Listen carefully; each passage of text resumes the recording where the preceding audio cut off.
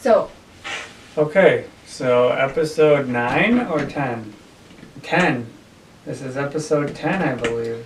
Well, we'll get off to a good start. We got some show and tell for you guys today. so much fun. Well, just talking about stuff isn't always exciting enough, and adding little cartoons sometimes not exciting either. So, show and tell. First thing, this is my first. Your little cartoons are so fun. What are you talking about? This is my first prop that I ever made. I made this in high school, and I would laugh about this and bring this out, and I showed it to other people, and they laugh about it. I can't believe it's not Pepsi. My first soda can that I ever made. And the funny thing about it is the ingredients, because fat, enough, sodium, too much, protein, sorry. And the ingredients we have, if you can read this, you don't need glasses too. Caffeine is in there like 4 times. Yeah, I had a lot of fun making this. And this is what sparked my prop thing that I like to do. I like to make props. And I like to play with graphics on the computer. So. But our love of props is a mutual thing, because I was in high school play and I helped set design and make props for the play and for my improv team. So props is near and dear to both of our hearts. It's what brings us together. We should just call our show Props.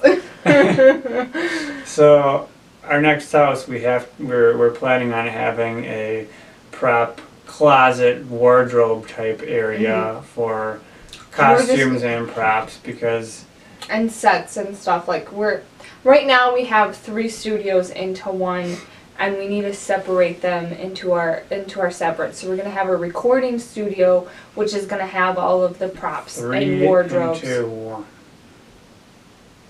So yeah, so our 3 studios into one. So we're gonna have our recording studio, which is where we're gonna keep all of our props and our sets and our costumes and our makeups and all that stuff. And then we're gonna have, so that's like video recording. Then we're gonna have our music recording one, which is gonna have all his instruments and stuff.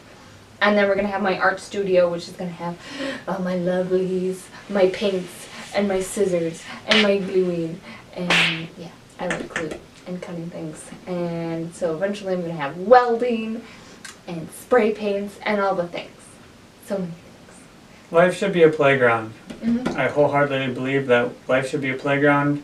We should have access to what we want to create, and that's the direction we're going. We want a three have part faith. studio.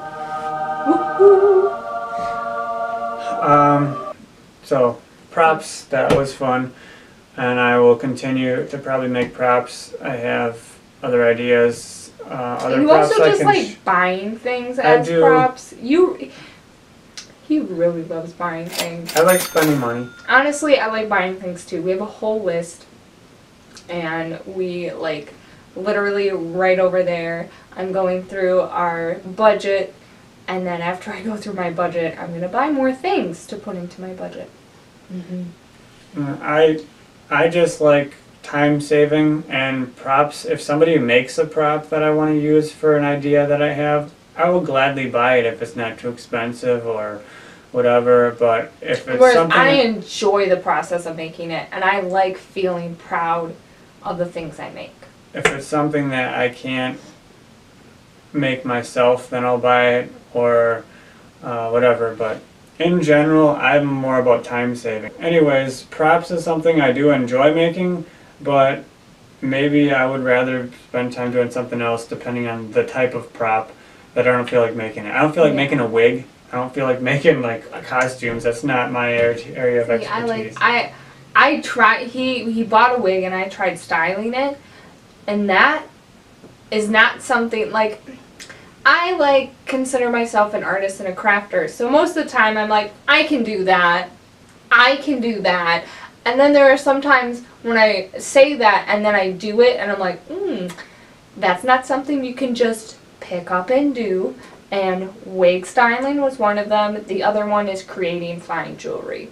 That it just takes a special kind of attention that I just didn't have the patience for. I like quick crafts.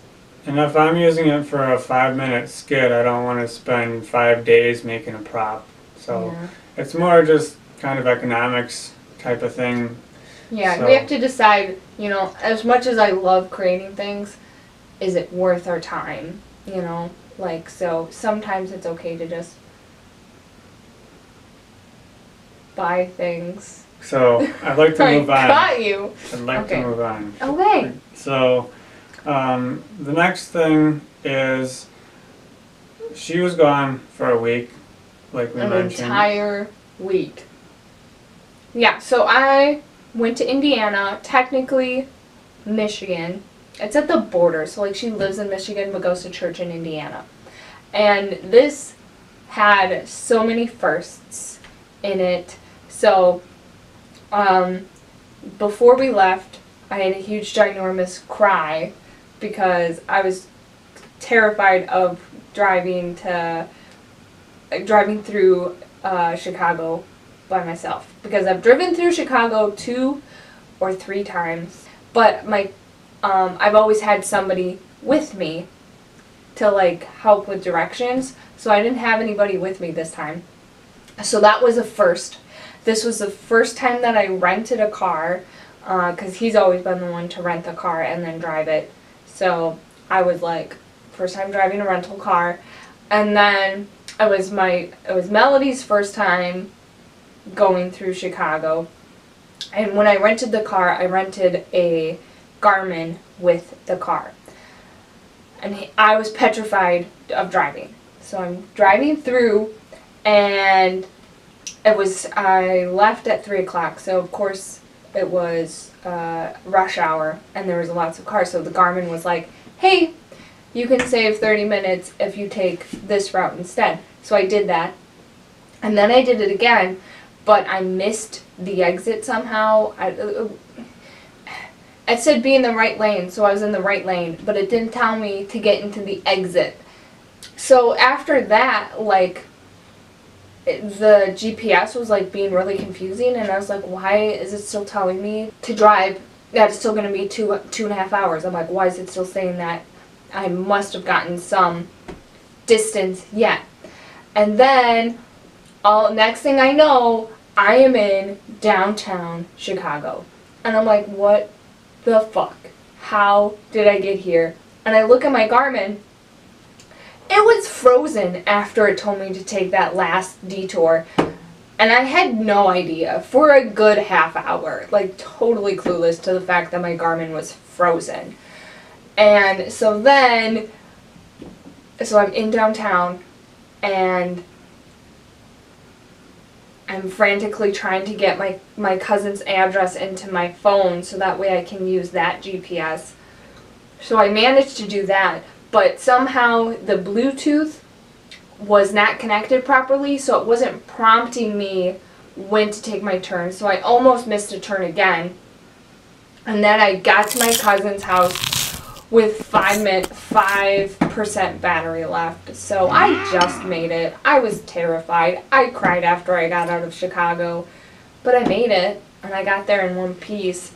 And then the next day, we returned the rental car because I was just going to use her van while I was there. And in the process because her little sister was helping me babysit, and the process of her and me moving around in the driveway to leave to return the rental car, our butts kissed. And we had like a little tap that left the littlest mark. And it was just ridiculous. So they had to go through the whole thing of insurance or whatever. So it was just like, come on. But, so, yeah, that was fun. And then, so that was us. That was just getting to Indiana. My cousin has 6 kids. I'm watching the 3 youngest ones. Her youngest one is 3. And he was going through the transition of not nursing at night anymore. So this was him weaning. And by weaning, Mom was no longer there for him to nurse, and it was up to me. And this is the second time he met me, and he's not even 3 yet. So the first night, yeah, but then she was like on me like glue. She wouldn't let me put her down. She didn't want to be away from my side, and so like that was the most challenging part of it. But mostly we just chilled. We watched TV. We played in the backyard. I used her van, which was another first of mine, the first time driving a van, and we went to a park. But it was really kind of rainy, so we really couldn't go anywhere, and I didn't want to drive more than I had to. I was in a new place, so I was just like, you know what? I'm not going places with somebody else's car and somebody else's kids, because we already had one little kiss of the booties, and we didn't need that again. So, but what was another first? Oh, we went to church. We went to my cousin's church. So that was the first time I've been to church in like 8 years. It was Melody's first time going to church, and the first time that she was in like a daycare setting, because she stayed with the nursery, and they said she did well, but I was a daycare teacher, and when I showed up, she was in the arms of another teacher just sitting there pouting, so it was pretty clear that she was crying a lot. And I know as a daycare teacher we often lie to the parents to make them feel better, so I'm pretty sure that is what happened, but that's okay. All things considered, she did well. So, but then on Thursday, he came in, and then Melody had a very unenthusiastic, "Hey Dad, I haven't seen you in a week."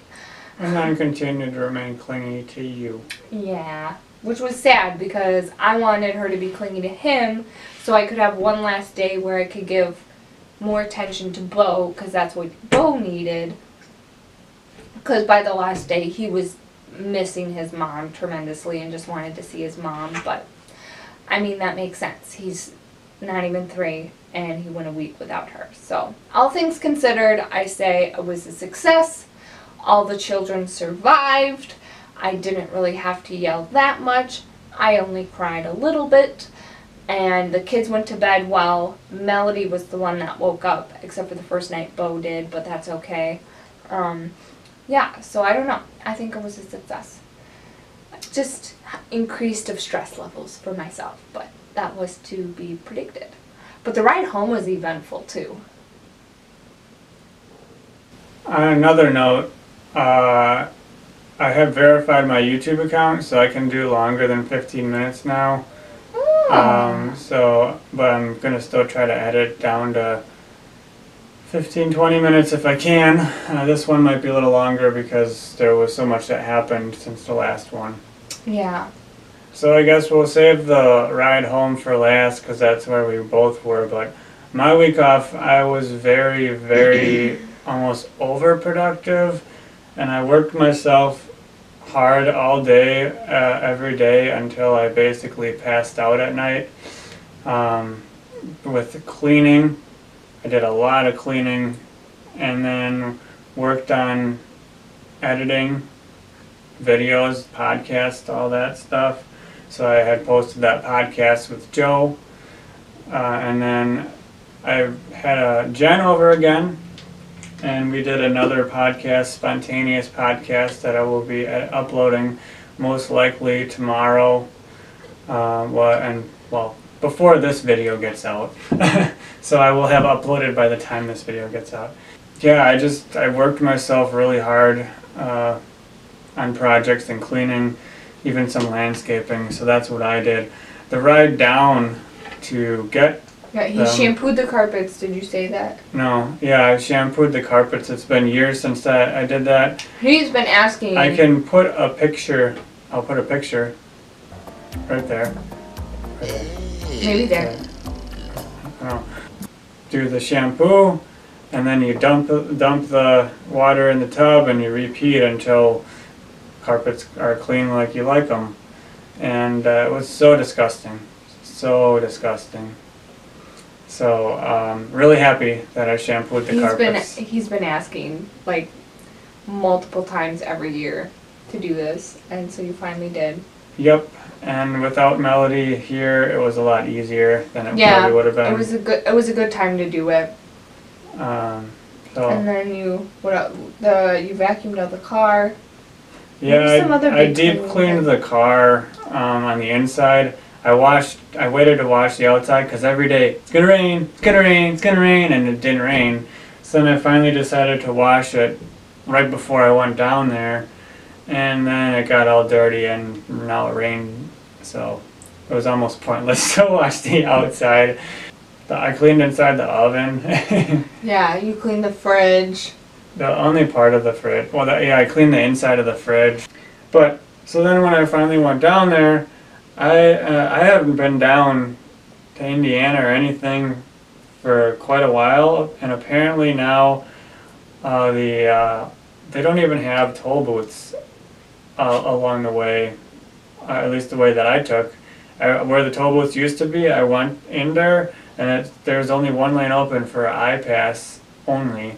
So, and then it just says or pay online. So really, you just drive straight through, and then just pay online later, which in a way is nice, but I still think the tolls are ridiculous. I don't know why certain states have tolls and certain states don't. I guess I never looked into that, but some of them are kind of ridiculous for how expensive they are. Chicago being one of them. Chicago. We're rebranding Chicago as the vortex of anxiety because Chicago sucks. Your ride down was smooth though, Yeah, right? well, the ride down was smooth, but the ride back, even though it was 10 o'clock at night and later when we went through there was quite a bit of traffic. Which we can show a video of that. And there was cars just, we were going, it's supposed to be 55, we were going 70, 75, and there was still cars occasionally just zoom. We barely saw them because they were just going so fast, so they had to have been going like 100 miles an hour. The GPS was confusing. The roads are so confusing in Chicago, so. That wasn't even Chicago, but we're blaming it on Chicago. It's Chicago's fault. It was an off-ramp, and it said to get on the off-ramp, and then instantly, within like a couple feet of getting on the off-ramp, you're turning, then all of a sudden it splits again, and I was trying to read, there's two giant boards, not just like exit here, there's like words all over both of them. I'm trying to read which one I need to go in, and because it split so soon, I slammed on the brakes and like went off the road a little bit and probably ruined the alignment of my car, so I got to get that checked. But after that moment, because it was so flustering, if that's a word, I was so flustered from that my anxiety was through the roof, and then the roads in Chicago just really suck. I don't know how there's not accidents constantly. Maybe there are, I don't know, but that is. There was what looked like a pretty bad accident that we drove by. It looked like 3 cars sandwiched each other. I don't know, it just is the worst driving ever. I hate Chicago's driving. Chicago has nothing for me. Except for concerts But we haven't been able to do those since, well, we had a baby and then a pandemic happened, so who knows when the next concert we'll be going to is anyways. Yeah. But started saying was we were driving in the middle lane, and I wasn't looking in my mirror because I was nervous, and there was cars in front of me driving like crazy. And 2 cars came, one on either side, flying so fast and so close to the car that the car just, like, you just felt like a surge. The car just jerked. And then it rocked a little bit because they were going so fast and so close that, and then they proceeded to almost clip a car in front of us by weaving around it, and they're both, it looked like they were racing or chasing each other. I don't know. Maybe there was going to be a shootout. I don't know. But the driving was the most unsafe, crazy street race type driving I've ever seen in real life. Yeah, it felt like something. I felt like a average character on Grand Theft Auto, like not the character, like just the extra. It felt like an extra in a video game. That was just like, what the hell just happened? Why? Like, it was terrifying. Yeah. So, after we got out of Chicago, it was still kind of busy, but it was not. It was so much more smooth driving after that. Yeah, and it was a Friday, so I guess that would account for some of the extra traffic. But it was just like, why are there so many people driving right now? That part I didn't get, but I did forget to mention on my way down there, yeah, it was smooth driving, but there's a stretch kind of in the Racine, Kenosha area of highway on, might be 94, whatever road that is, that it was just speed trap after speed trap after speed trap. I saw cops, there was, at every single off-ramp or on-ramp, whatever you want to call them, cop at every single one of those, sometimes two, cop had somebody pulled over around the same area, so there was like 3 or 4 cops at every single exit, and it just kept speed trap ahead, speed trap ahead. My GPS kept saying that, to the point where I was like, yes, I get it. There's cops everywhere, literally everywhere, for miles. I mean, they must have made a killing off of the fines they gave people. It was crazy. I've never seen so many cops. And then on the way back, there was quite a few cops also, but one by that, like there was a bunch by that accident I yeah. mentioned, but then there was other cops besides too. But we made it home safely, and Melody, she woke up when we got home. She was in and out of sleep during the ride, but she stayed asleep when we got home, and she woke up a couple times during the night. Since then, she's been waking up every night, which is like kind of sucks, because she was doing pretty good at sleeping through the night. Well, part of it is, I don't know if it's the diet she ate down there or what, but she is not eating supper anymore. She stopped eating very much at all, other than snacks, and now for supper. Well, we were struggling with food anyways. We were, but I feel like now she just doesn't even try to eat anything else. So, not eating before bed, that's why she wakes up in the middle of the night to nurse. And then Saturday we had a birthday party right away at 11 in the morning, so we got home, woke up, and then went to a party right away, so she didn't have time to adjust back to home life at all. So she had a pretty crabby, rough day on Saturday. Yesterday she was. Sunday was kind of crabby, but today she wasn't as bad. Yeah, today she's been getting a little bit better, so we're getting a little bit back to normal here. I'm catching up on all of my stuff I was neglecting before I left, because I was getting all anxious before leaving, and so now I'm just, I'm working on my budget, I'm working on scheduling stuff, and so we're just getting back into our routines. So I hadn't worked on any art stuff, and like I mentioned, my cousin is Christian, so I did not do any magic or stuff like that in her house, because I just assumed it wouldn't have been welcomed. However, she had me sleeping in a room with a mirror on the wall, so I did do one little sigil on the mirror for protection, but I don't like sleeping with mirrors. But right before he got there, right before he left, these, if you can see, I don't know, they showed up in the mail. My cousin / best friend starting a new word of frozen. She's my frozen. Their supernatural tarot deck. So like the Fool card is my favorite. Where is it? It's in here somewhere. The Fools is Sam and Dean, and so like all the cards are just funny like that. So they're just, it's such, they're so crisp and clean. My old tarot deck is a hand-me-down tarot deck, so like having like fresh cards feels really good. I've used them once, but I want to use them again. So even like the Hierophant is the Reaper, so like that, like, I mean, it's just perfect.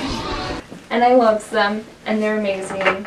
And I'm going to do more tarot readings because I have really cool cards.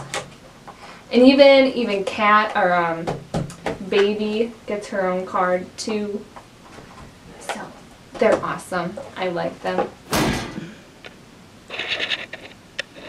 I spontaneously made dandelion bread because I'm like, I need to do something fun. Because I was just doing all like work stuff. So today we picked dandelions. I made dandelion bread besides going to my therapy. And look it, it's so good looking.